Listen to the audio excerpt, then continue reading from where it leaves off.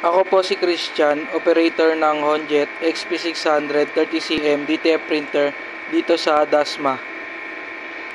Nagamit po ito ng 7 days na may total na 24 meters.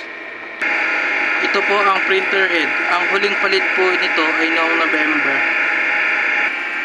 Ito naman po ang capping na may 90% good condition pa po. Head clean.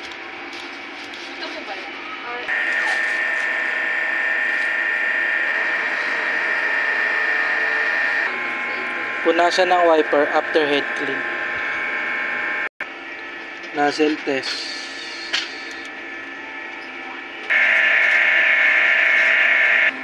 Ang ink system ay nasa tamang level lang. Ang waste tank ay nalinis noong isang araw.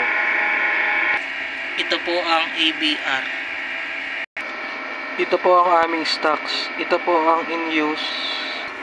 Ito po ang unused. Ito po ang DTF powder. At ito naman po ang DTF film. Ito po ang aming daily checklist.